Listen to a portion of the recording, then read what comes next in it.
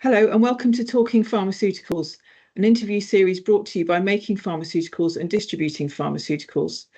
I'm Victoria Emerton, Conference Director for the events which next take place in April 2025. And in the lead up, I'll be joined by experts from UK Pharma to share insights, opinions and practical advice, providing a fresh perspective on key challenges and opportunities in the industry and to look ahead to their involvement in the events. Today, I'm delighted to be joined by Matthew Gaskell, Head of Pharmaceuticals and Nutraceuticals at Surfachem. Matthew, thank you very much for your time in talking to me today. Thank you for having me. So Surfachem are exhibiting at Making Pharmaceuticals and Distributing Pharmaceuticals in April, and we're going to talk a bit about you and what you do and what you're going to be offering at the event. So can you explain the role of a specialty chemical distributor in the pharmaceutical industry and tell us a little bit about Surfachem? Okay, so starting with Surfachem, we're part of the 2M group of companies, which is a group of companies specialised in chemical raw material distribution, chemical services and chemical manufacturing. Surfachem itself was established in 1981 and we're a GDP certified MHRA approved distributor of APIs and excipients to the pharmaceutical industry, as well as being focused on life sciences in general. So we're active in the personal care industry, HI&I industry and nutritional industries. And we see our role in the supply chain as being one of intelligent distribution. So intelligent distribution, what does that actually mean? Okay. So in a nutshell, intelligent distribution means to me not selling from a list. We're a distributor, which means that we act effectively as a bridge between our customers and our suppliers. Our suppliers come up with chemical raw materials with an idea in mind from them, and we bridge those to the customers. The customers look at those, and our customers have their own ideas. So we bridge that gap, the gap between customers' ideas and our suppliers' ideas, and we try and bring value to that point in the supply chain by communicating and bringing additional technology and value there.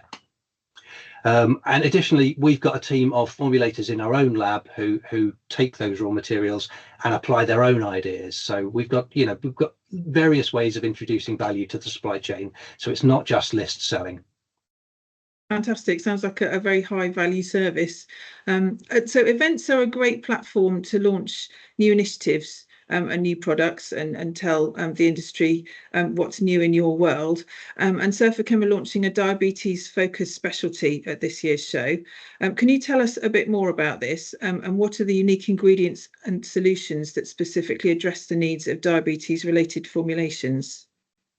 Okay, so this is new for us. This is a bit of an experiment, but fundamentally the idea is this: there are many conditions out there. Diabetes is just one of them. These are conditions that have a fundamental, a core issue. Diabetes with diabetes, that would be blood sugar, but these conditions may have comorbidities, other issues that come along with that. The reason we've chosen diabetes is manifold, but diabetes fundamentally is on the rise. Type 2 diabetes is becoming almost a normal part of aging for a lot of people. So it's becoming more and more prevalent in society. And as diabetic people age, they have specific care needs. Number one priority is obviously managing blood sugar, but as diabetics get older, there may be neurological conditions or skin conditions that require therapies that maybe aren't managed by specifically licensed pharmaceuticals, but by insulin or metformin or one of those APIs, but they might be a skin condition that requires a certain kind of topical treatment that maybe falls into the category of medical device rather than licensed pharmaceutical. And what we're trying to do is we're trying to bring that all together into a single place and try and be sort of like a center of excellence for a specific therapeutic area. As you say, diabetes is on the rise, so that sounds like a fantastic initiative. So how does one ensure the quality, reliability and compliance of ingredients for such critical healthcare applications like diabetes? And how do you adapt to evolving regulatory landscapes in the pharmaceutical industry, ensuring that you remain a reliable partner? So, yeah, a good question. anyone can sell raw materials, anyone can sell chemical raw materials, and there are plenty of people in the world selling chemical raw materials who may have materials that are used in pharmaceutical products. It might be tempting to find a supplier of glycerin that maybe is supplying glycerin to another industry.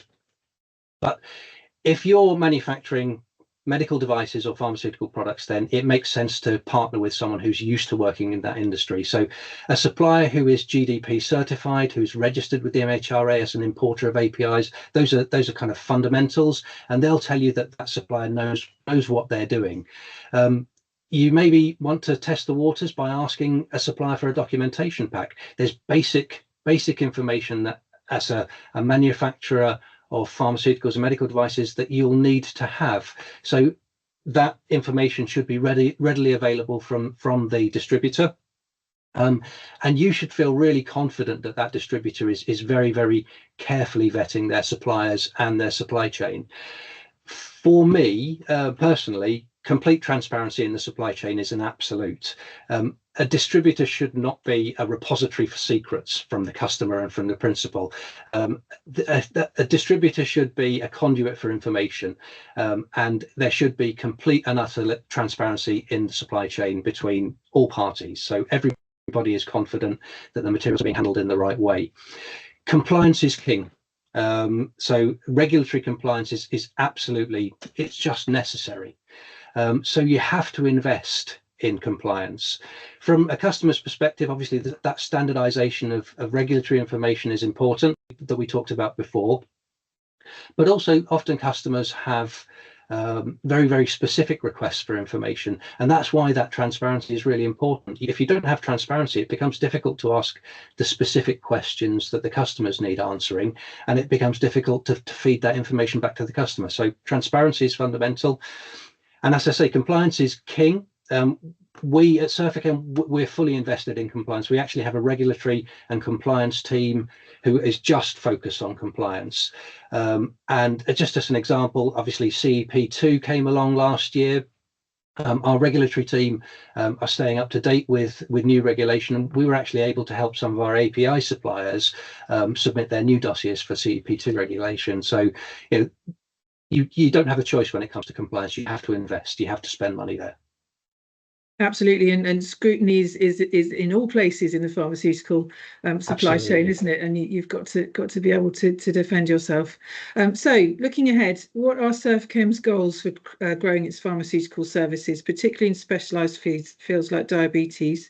And how do you see Surfachem contributing to improve health outcomes for patients through ingredient distribution? So, as I mentioned before, we have a laboratory.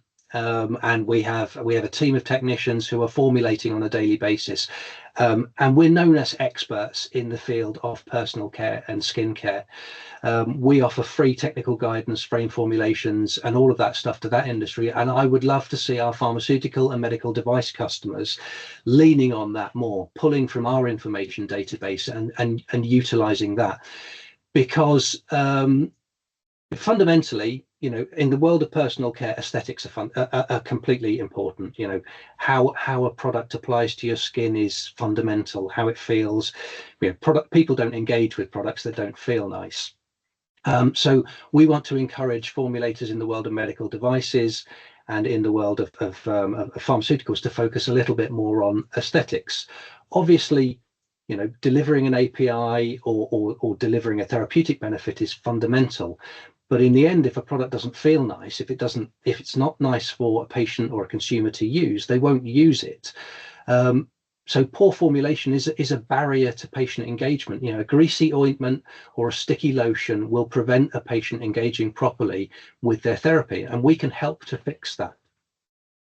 Yes, but patient compliance is crucial, isn't it? As you say, if the medicine's unpleasant, then there'll be a reluctance to use it, and that's not going to benefit anybody. Yeah. So thank you so much for your time, Matthew. Surfachem will be exhibiting on stand 502.